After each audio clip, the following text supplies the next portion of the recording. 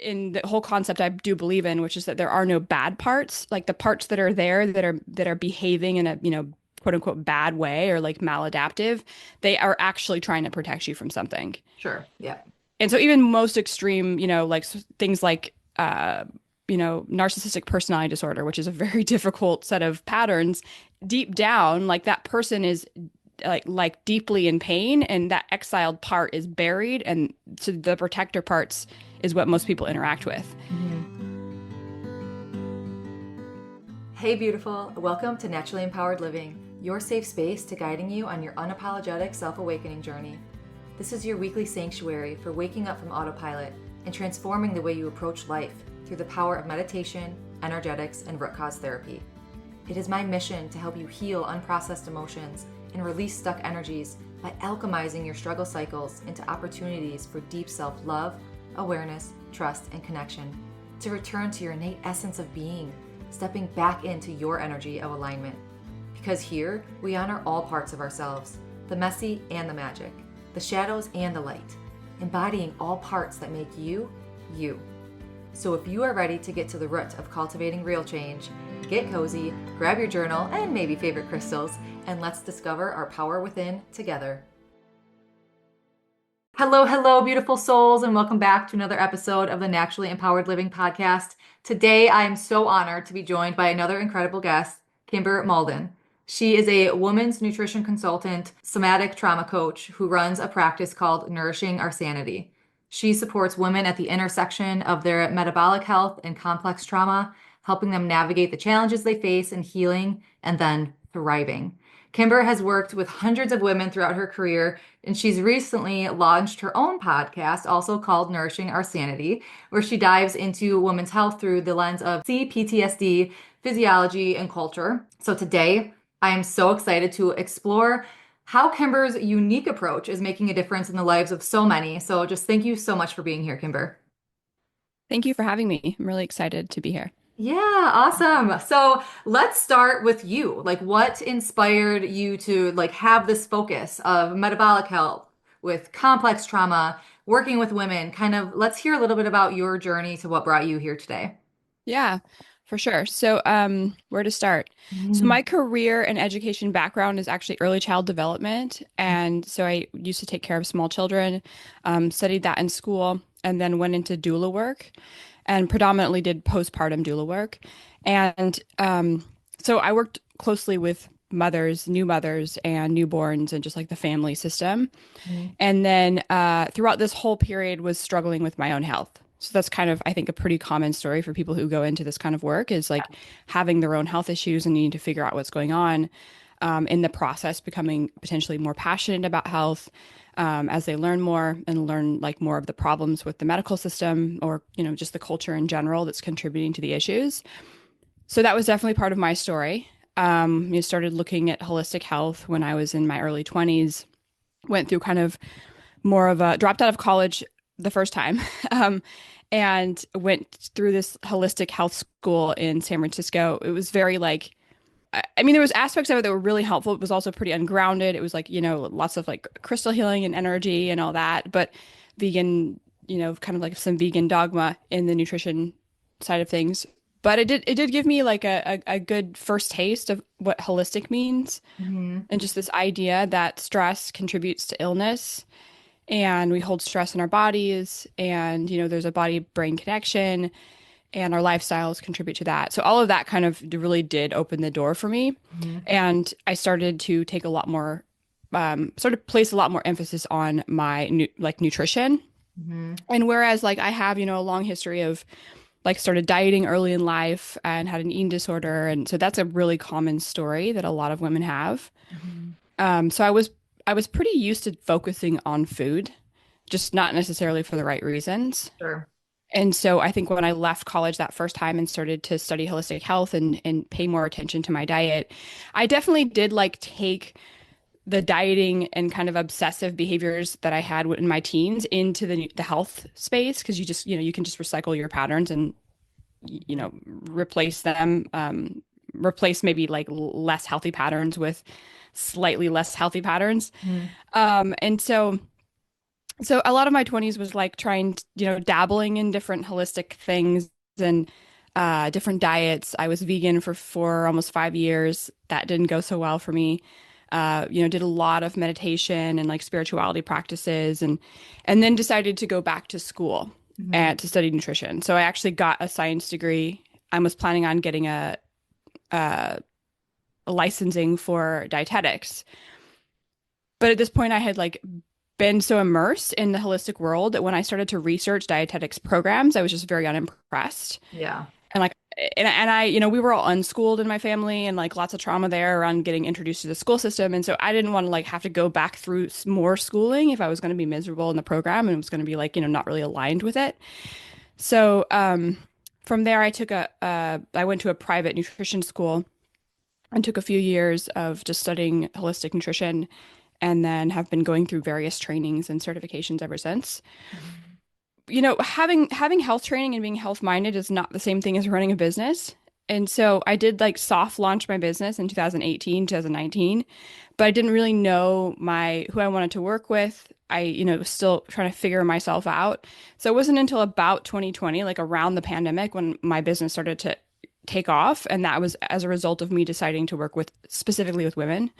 And I think that's when things really started to shift for me, because I had already been introduced to this concept of pro-metabolic or bioenergetic, which I can go into if you'd like. I had been introduced to that years before, like as a client working with some nutritionists, and they introduced me to Ray Peat. They were kind of their practice of nutrition seemed very, it was like very different than a lot of the things I had been taught and been told about nutrition as far as like, what to eat and why. Mhm. And there was like an intuitive part of me that understood that it made sense. Like it made sense for someone who had a lot of trauma and stress. And so when I started to work with women in 2020 and built a women's health course and wrote an ebook for women also titled Nourishing Our Sanity, and I realized like, oh, this makes sense. So I want to practice under this umbrella of pro metabolic or bioenergetic and gear it specifically towards women. And that's when I started to see like all of the health issues that show up as a result of lack of research for women's health, for instance, or just like the stress component to the things that women are more likely to do, such as diet and starve themselves Mhm. over exercise. And so I did that for, I just worked purely with the metabolism for, well, focusing at least, directly with the metabolism for about 3 years. And through that time, I saw a lot of patterns that made it clear that a lot of women had long-term stress patterns, like old stress Mhm. that wasn't getting resolved with the things that we were doing. Yeah. And during this time, I also had like some relationship stress I went through that brought up C-PTSD for me. Like I didn't understand that I had C-PTSD. And so I started working on that myself and was like, holy moly, like this is something that a lot of people have. I think it's much more common than PTSD, and we can go into like what it is and why. Yeah. So then I shifted gears in 2022 and started going through trainings to work with complex trauma to integrate more of like what I call neurosomatics. So somatics and like go looking at the brain and the body's connection and Mhm. what that means. And yeah, here I am today. Oh my gosh, there's so many things. I'm just like, oh, I want to touch on this. I want to touch on this. It's so beautiful too. And just to speak to our listeners, I mean, this isn't just like if you're in an entrepreneurial space, this is like just hearing those pivotal points of your journey. You're like, it was an intuitive nudge. It was something that it just resonated and I went with it. Like that, I feel like it's so easy. I don't want to go off on too big of a tangent, but like it's so easy to just get so conditioned from what we should be doing or XYZ. And then it's like the decisions that you make that stick or that feel the best, guess what? You know, like they're coming from in here. It's like actually when we're making that connection to our inner wisdom. And it's just I noted that when as you were talking, like those pivotal moments were always like you said, like that intuitive, you didn't say intuitive nudge, but you said like that intuitive piece. It's just so beautiful. Yeah. Yeah, and I think there's like a few things there. One thing is it wasn't all obviously like, oh, I should study this because I'm called to and I know what I want and I'm going to do this. And there was definitely periods in because I'm 38 and, it's taken me some time. Like have 2 degrees. It took me a while to finish. And Mhm. this is actually a common story for people who have C-PTSD, is there can be a level of disorganization, not really trusting yourself. So I did, again, I did follow things that were called to me and that felt resonant. And I also had a harder time completing things or putting myself out there, or the confidence wasn't always there. And I think that is a component of having trauma and even having chronic illness, Yeah, is that you often don't feel like you have the energy or the clarity or the value to sure. do the things that you want to do in life. So that is part of my story, is Yeah. definitely that, like, um, feeling like, for instance, I had my all of my training in health years completed years before I actually launched my business. I was still doing childcare for years Mhm. beyond, what I needed to, really, simply because the confidence, that clarity wasn't necessarily there fully. So that's like one component of it, is just understanding Yeah. that, like, if you have CPTSD, you might have some of that. There might be like a start, stop. Several of my clients have multiple degrees because they would finish one and then feel like inadequate to pursue that particular thing. So they would start something new. And then, but the other thing is, I genuinely do believe in intrinsic motivation. Mhm. Like, that's been a huge driver in my life. And I think that's actually a big part of my work, is like helping women come back to themselves, return to their true self, identify what their true self is and feels like, and make choices from that space instead of from cultural pressure, from Yeah. like narratives outside of themselves, from some sense of morality that's coming from outside of themselves, or from shame, which is a really common thing with trauma. And Mhm. so that is, you definitely, you nailed something there when you're, pointing to the fact that, like, I do feel like intrinsic motivation is the only one that's really going to take us, especially when we do have, these repatterning, healing work to do. Mhm. We need to be following our own intuition and, like, what feels aligned for us. Yeah, beautifully, beautifully just further explained. I love that. So I feel like this is a really perfect segue too into kind of touching on, something that we mentioned before recording is like how you're interested in how that modern culture, how it impacts our sense of identity. Being a woman or just a person, but of course, the majority of our listeners are women and you being working with women also. So how do you see like societal expectations affecting women's health? You kind of touched a little bit on that chronic stress, right? But like their health, their well-being, just in terms of that overall those external factors of coming back kind of home to themselves, as you were saying. Yeah, and to some extent, it's going to depend on the kind of culture that we grew up in. Mhm. That definitely plays a role in it. So, like, whether you're raised in, I was raised in a very liberal family in a very liberal area, and um, obviously this doesn't have to be political at all, but more of just like, if you're raised in a really liberal or progressive area, that you're probably gonna be grow up with the idea that you can basically be a man, like you can do whatever men do, and that's like a source of empowerment. And so there's no question of, like, do I have a different body? Do I have a different system? Are there things that, like, affect me differently than men? And then there's like the component of hormonal birth control, which is like this huge, uh, you know, kind of can of worms to open, but like that changed the culture so much for us, because not only did it like open the door for us to actually plan for our lives, it also created a lot of metabolic issues for us, and created this world where I think promiscuity is more common and casual sex is more common. And so that's something that I have been talking about a lot more in my podcast, is just like the ways that women, the benefits, obviously a lot of us want to look at the benefits of like the sexual revolution and kind of third and fourth wave feminism, and I'm actually much more interested in like the trade-offs. Mhm.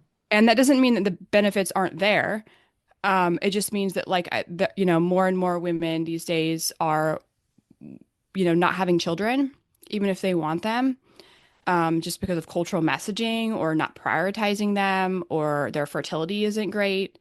And so that's also like an issue. Like, we're seeing that in women as they move into their menopausal years, like the mental health struggles they have, because they didn't end up, they missed the boat.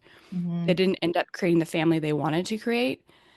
Or, another common pattern is like working really hard, just like kind of burning ourselves out, Mhm. climbing that, quote unquote, corporate ladder. and then not really feeling like we're getting the quality of life that we want. Hmm. Because again, we're told that we should have this like, great career and financial independence and all these things that, I can see the value in all of that, right? Right. Like not having any of that. I'm fairly independent myself and have never like been reliant on a man. And also a lot of times that doesn't really leave as much room for, being a mother or for slowing down and taking care of our health. Things that I think are a little bit more like you would think of as intuitive and maybe feminine. Hmm. And I believe that's showing up in parallel, that's showing up with all of our health issues because women have a lot of health issues as a sex in this culture. We take the vast majority of autoimmune conditions, endocrine disorders, hypothyroidism. We're 2 to 3 times more likely to be diagnosed with a mental illness. Hmm. And I think those things play out in the culture at large. Sure. So, I mean, I agree with everything that you're saying. And with really helping someone, like, I don't want to say learn their identity because we have so many archetypes, right? Like if you are a mom, if you're a wife, if you are a businesswoman, whatever it is, like there are so many different pieces to us that make us us. So I tend personally saying the word identity is tough for me sometimes and helping with my kids too. Like if they're having an emotion. I'm like, you aren't angry, you are feeling anger. So I trudge very delicately with the word identity, but helping someone who is kind of feeling stuck in this battle, let's say, that inner and outer battle, how do you kind of help them possibly bridge that gap to still live within society? But to stay true to who they are. Is that like part of your, model? I know that's so in depth, right? And it's so Yeah. custom to everyone, but can you give a couple tangible, patterns or ways? Yeah, and I also agree with you. I'm not a big fan of the concept of identity. So, I think what I meant more is like different paths. Like if you have children, you don't have to just be a mother. Like that's Right. not the only identity you have, right? Like, and Yeah. it's more of like the choices that we make and the fact that as you get older, you start to realize you have very real limitations. And that kind of actually hits on something is I do think the modern world kind of trains us to believe we have this limitless amount of time and resources and choices. And to some extent, we do compared to the past. And so, as an example, as a result of that, we often end up like taking a certain path without considering, other things that we may want for ourselves that previous generations should just naturally did, such as having children. So, in the complex trauma work that I do, we talk a lot about disidentification, Mm. which is actually letting go of the shame-based identities that we have created for ourselves and some people's identities are not shame-based. Like some people's identities are sources of, um, uh, they leave them feeling more empowered. They leave them feeling like they have more agency. Where the direction that I come from and the perspective that I have is that all identities are more or less created. And so there's not a solid one for any of us. And a lot of them that we create for ourselves are actually quite limiting and they can be sources of suffering. They can move us farther away from agency. So, Mhm. what I do with my clients is I help them look at what's not self. And I use a few different models for that. So, like, Mhm. one of them is I do parts work. I'm not sure if you're familiar with like IFS. Yeah, I absolutely love it. It's a great tool to look into. It's one of my favorites. So it's a form of therapy, and it was created by Dick Schwartz. And he basically, like, the premise of it is we have an external family that we're born into, and then we have an internal family.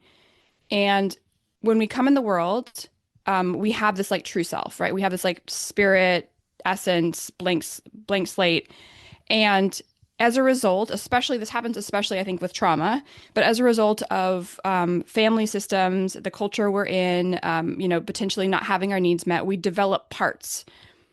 And we have like a few different kinds of parts. We have the exiled parts, which is like the very young, vulnerable parts that we often have to hide away. We disassociate from, they're not safe, they're not accepted. And then we have protector parts. Most of what you interact with when you're interacting with a difficult person or someone with complex trauma is you're often interacting with their protector parts.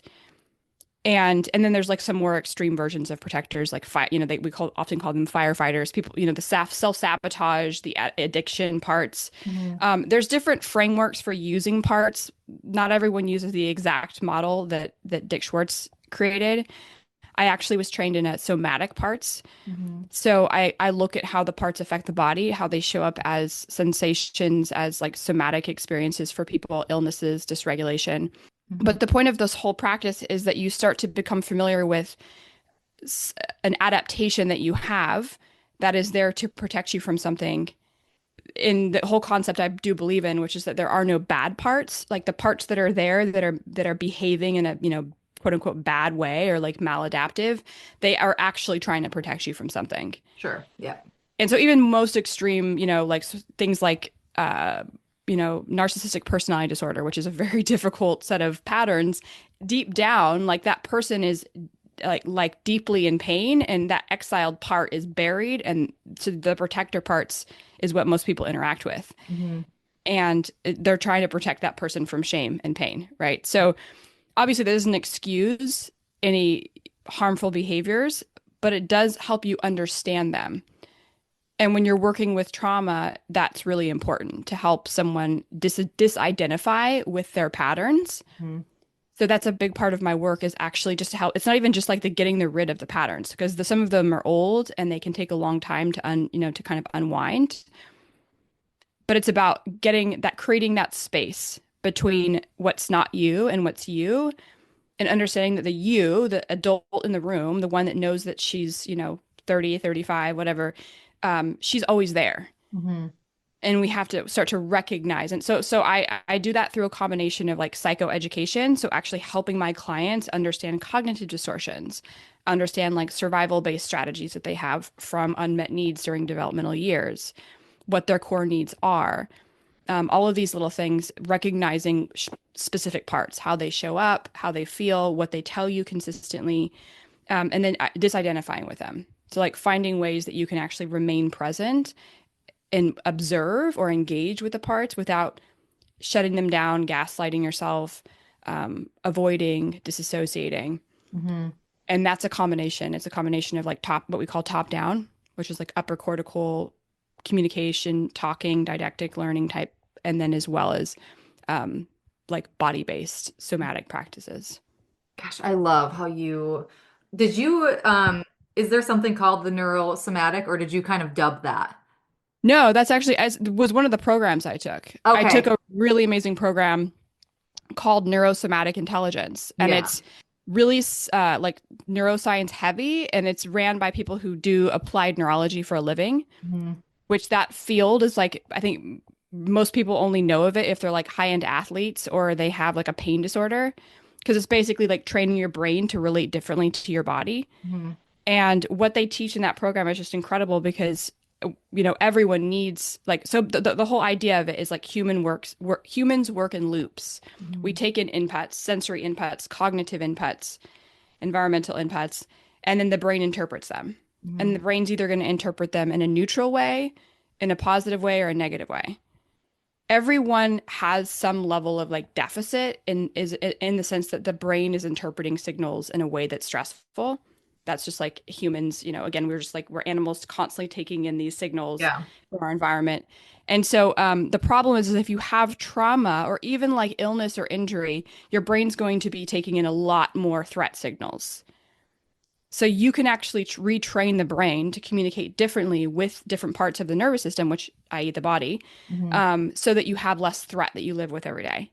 Hmm. So just through doing things like, they teach you about like your ocular system, your vestibular system, the difference between interoceptive and proprioceptive information. So like information going to the brain from inside the body versus information going from outside the body Hmm. with your body in relation to space. So all of these things are like really, really fascinating, and they are very complex, but you can actually like break them down into kind of like simpler um, ways of understanding things. Hmm. And then you can kind of cater your lifestyle in a way that helps you lower that overall stress. Hmm. Oh, it's so fascinating. And how you're explaining things, it's like, yes, this is the concept that I work with too. But I don't want to say in a different fashion, but it's a different approach. But it's at the core, it's so similar, like that mind-body connection piece. And it's just so the neuroplasticity piece of being able to rewire, right? Oh, Yeah. love it. I love it. So Let's dive into a little bit of like the complex trauma, the C-PTSD. What are working with people or even like experiences if you want to share with yourself? What are some patterns that you've noticed within women's health, within their choices, within just kind of moving through life from childhood to adulthood? Kind of just paint that picture for us if that feels okay. Yeah, for sure. Are you familiar with ACEs? Yes, if you I've never talked about it on the show though. Cool, perfect. Well, this is this is a great thing for people to know because it affects a lot of different people. So ACE stands for Adverse Child Experience, Hmm. and the ACE study was actually like what put CPTSD on the map because they discovered that people who have higher degrees of adversity in childhood during those like crucial developmental years often had higher likelihood of chronic illness, higher likelihood of financial issues, relationship issues, incarceration, addiction, all of these things. There's a lot of information out there if anyone wanted to Google it. I And you can could, also, oh, go ahead, sorry. I was going to say, there's an ACE scoring system and you can Yes. actually take a quiz. Yeah. That's what I was going to say. I have that linked because that was in my certification program too. We had to take that test, or we didn't have to take it, Nice. but it offered Yeah. that resource. So I'll link that in the show notes if anyone's interested in that. Yeah, and I think it's really important for my work, partly because I worked with children and I studied attachment like in school. And so this is all stuff that learned in my formal education. Not so much about the trauma, but the development. And so something that it was very intuitive and kind of came naturally to me. Mhm. And then I also have a higher ACE score. And I like grew up, like I knew going through life, especially as an adult, that I had a difficult childhood and I had trauma, but I didn't really know what that meant and I didn't know what it meant for my health or I didn't have any data or anything to kind of like and I'm very cerebral so if I like to understand things like statistically and if I can then it kind of helps me make sense of the world and like put things together. Mhm. So figuring out about the ACE score was really helpful for me because it was like on a personal level was like okay that makes sense. I have an Yeah. ACE score of 6. And statistically, like if you have an ACE score of 4 or higher, your chances of having chronic illness go up dramatically. Mhm. And so it's also important to understand there's a lot of nuance within all this. So, like, the scoring system isn't perfect in the sense of like you could have a score of 2, but your ACEs were really disruptive. So, you could have more, potentially maladaptive patterns and struggles in life versus someone who has a higher ACE score, but they weren't as disruptive. So, it's all just kind of like, very personal and relative to your situation. Mhm. But because the chances of having these issues is so much higher in people who have ACE scores of 4 or higher, or any ACEs even, and I think it's like 65% of the population is, and I think that's an old study too, so who knows what it really is, but like 65% of the population has at least one ACE score.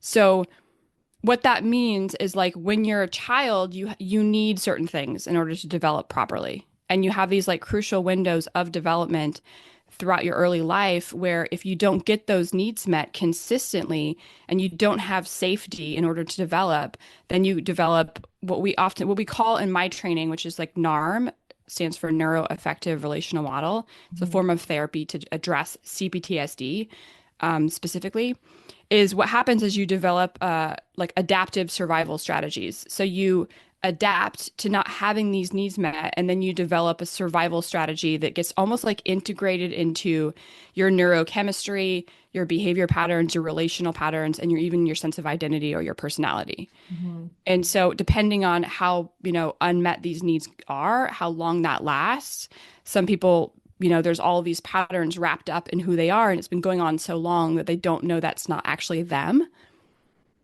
And so with CPTSD, we tend to see a lot of like disorganization. So disorganized attachment, internal disorganization. So kind of like low executive function, difficulty finishing tasks, like a lower self-confidence in meeting life's goals. Um, Oftentimes, not really having the like support they needed to finish school or to finish projects, and so things like that tend to show up consistently. Oftentimes health issues. So like if you do have a lack of safety and, lack of the resources needed to meet your needs early in life, then you can have a higher level of stress from a really early age. So like a lot of um, nervous system dysregulation. And as a result of that, you can end up with like toxic stress physiology. So that's like having that higher chance of autoimmunity, falling into like the highly sensitive, there's like a whole world of like highly sensitive people. Hmm. And I think that like the growing trend of like highly sensitive and then also like neurodivergence, I think some level of all that is it's just a neurosomatic experiencing of toxic stress physiology from a really young age. Hmm. And so again, that can show up as like just struggling with your health, struggling with finances, because again, that's attached to survival, and also like having less secure relationships. So either like not really having relationships is kind of avoiding them because they're too scary, they're too stressful, and we just don't have the skills or the trust to have them, or having them and having them consistently show up as problems in your life, like lots of conflict. C-PTSD is a relational trauma. And so this is something that I didn't realize. Like I started meditating and doing somatic experiencing really early in life. So I got some great like mindfulness tools and embodiment tools, but I would still struggle with my relationship patterns. Like I would get involved with people that were, would stress me out. And it was like this anxious avoidant trap, if you're familiar with like the attachment language. But what I came to realize when I started studying CPTSD is like, oh, I have these disorganized patterns. And these, my experience of relationship is kind of mirroring my parents' relationship, and my early life experience with them. And so understanding that that's a trust, that's an issue of trust, it's an issue of attunement, connectivity. And so when you start to kind of recognize that, you can start to work with those patterns to shift things. And I think it's like taking the neurosomatic approach is one of like hope, because you realize like when you stop looking at yourself as like, oh, I am this way, and start looking at yourself as like I have these patterns, Yeah. and you can start to see where they come from, then there's like room for compassion, there's room for empathy, and you actually feel like more like a connected sense of your agency, Hmm. which is what we work on.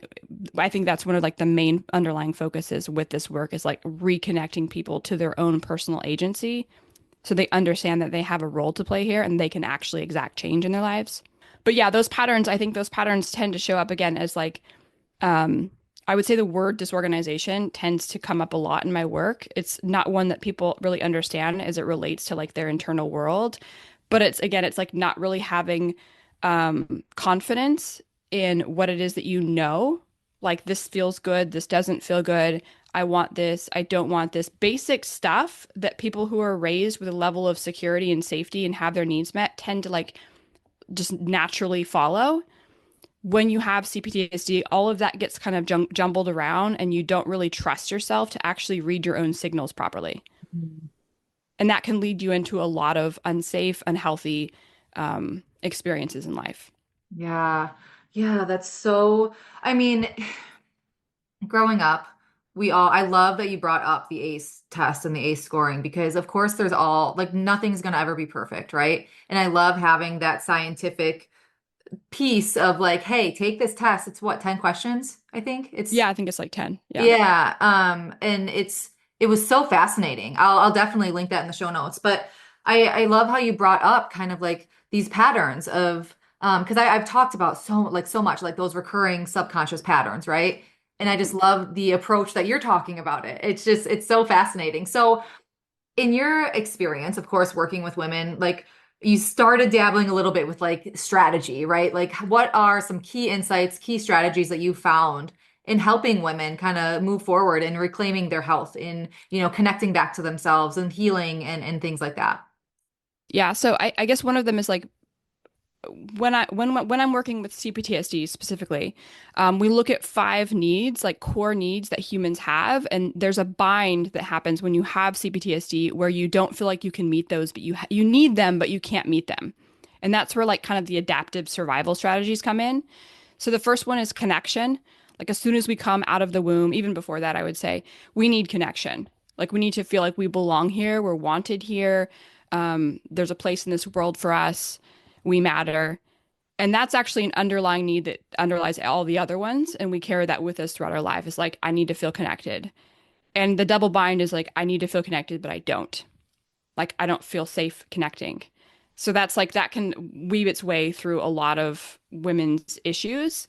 The second one is attunement, which is like I need to feel like my needs are going to be heard. I need to be able to read my signals accurately. If we didn't have those read for us when we were really young, then it can be really hard to know when you're hungry, when you should go to sleep, how much exercise is too much exercise, how much socializing is too much socializing. These signals can get really blurry.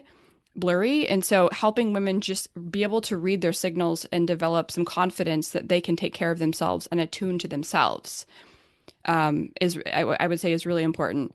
And then trust is a big one. That's one that I have struggled with myself. Actually, funny enough, like right, within less than a year before working with C-PTSD, I got like the word trust tattooed across my I chest. love it. Yeah. And I was like, I know this is a really important theme for me. And then like when I started studying trauma, I was like, oh, yeah, that makes sense. Yeah.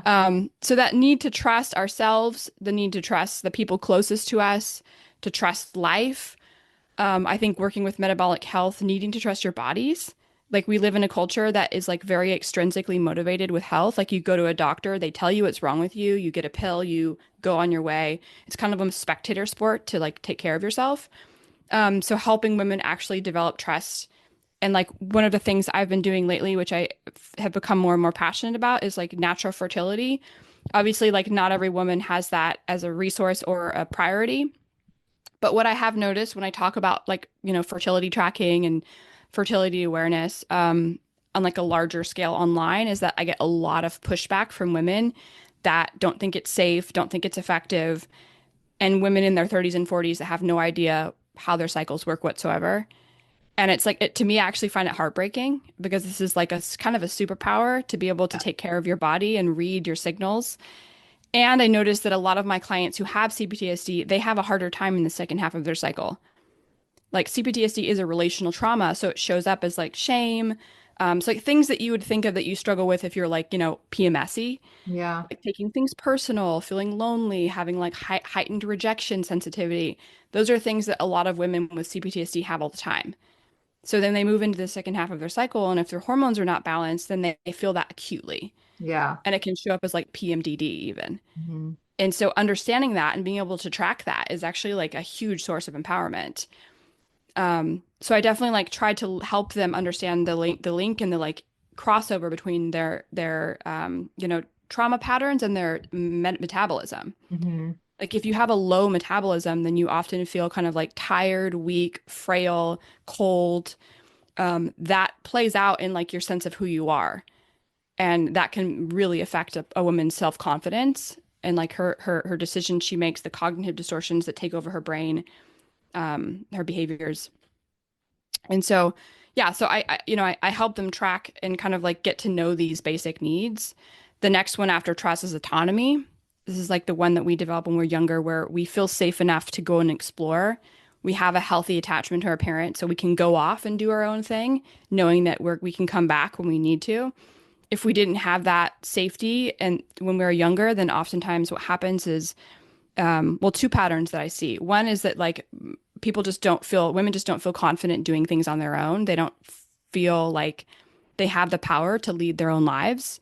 There's kind of like a feeling of like I'm waiting for something to come around and lead me and save me. And then the other one is like a heightened sense of autonomy, which is something that I actually developed, which was like I can do this myself. I don't need anyone. And what tends to happen is you burn yourself out. You don't let people support you. You end up really lonely because you like have geared your life around like doing everything yourself.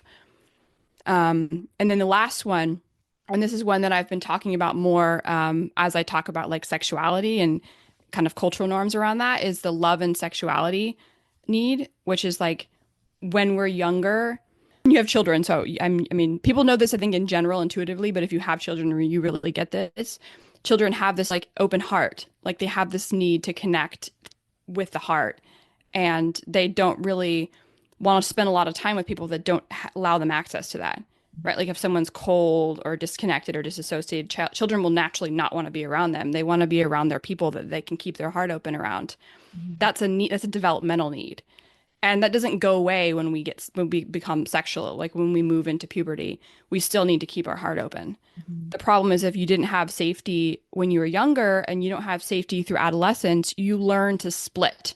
you develop a love sex split where you actually begin to develop yourself, your identity sexually as separate from your identity with your heart. Mm. And oh, I just got like kind of emotional. That just really resonated Yeah. with me too. When you just said that, I was like, oh, that makes so much sense. Yeah, I Ah. just recorded a podcast. It hasn't I haven't sent it to my editors yet, but I'm gonna interview a woman that used to work as a prostitute, Mhm. and her memoir just like blew me away. And before I interview her, I wanted to do like a solo podcast to talk about my direct experiences because I've like dabbled online with like FetLife, and anyways it's a tangent we don't need to go on, but like I've had some like direct experiences with the kind of growing trend of sex work online and just like the normalization of it and promiscuity and all that, so I have a lot of thoughts on it from a trauma perspective. And I believe that there's a lot of people out there that are just operating with love sex splits. And it's not just from trauma. Like, I also think we have a culture where casual sex and promiscuity is so normalized that a lot of people are engaging with it, even though it's not really what they need or want. Yeah. And so when you have that love sex split, oftentimes you will end up in less safe experiences. You end up disassociating during sex. You end up sexual fawning can be a pattern that you have. You're more likely to do something like sex work or, something that kind of like objectifies you and removes you from the experience. And so these five needs are all needs that we have, and everyone has them. Mhm. Everyone has these needs, and they don't go away as we get older. But we carry those patterns, those survival patterns with us if we didn't get those needs met. Mhm.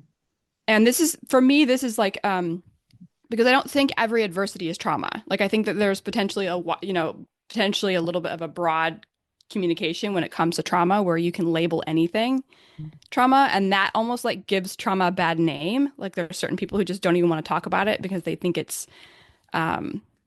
like being misused, like like I've seen people in podcasts talk about that, and I think that bums me out because there's like legitimate developmental disruptions that happen for Mhm. people with ACEs. And if we can understand them, then we can understand like what trauma actually is. Yeah, totally. Oh gosh. So where can we find you? Where can we support you? Where can we learn more about you and working with you? Just, yeah, I know that you have a podcast. Share more of where we can find you. So I did take somewhat of a hiatus from the internet, like to slow down my engagement because the more I work with trauma and the nervous system, like the less I actually want to be online. I'm still there. Yeah. I mean I'm still there as well, but I'm trying to, as a business owner, I like as I'm trying to Yeah. like Yeah.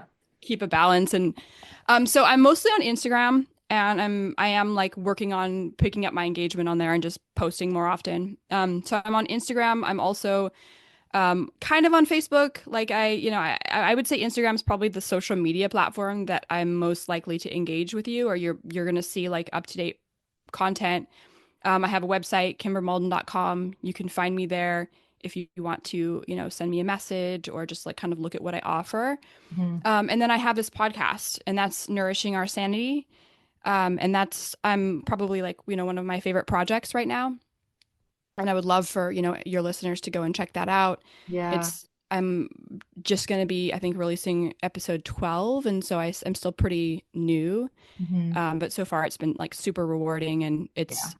I'm a long form kind of person. Yeah. So it's a really great place to be able to, I mean, you have a podcast. So as you know, like to be able to have conversations that just can't happen on social media. Yeah, I podcasting is it. Like, oh, I have such a strong passion with podcasting. I tried blogging, but I love writing, but podcasting, there's just something special about it. So yes, I will link that, your podcast, your website, everything will be in the show notes. Thank you so much. Like, it was just such a pleasure to meet you today and just to talk Yeah, back and same. forth. So fascinating. And the work that you do is monumentally needed. It's so Thank beautiful. you. Yeah, it was great to be here. I feel honored to be here. Yes, thank you so much.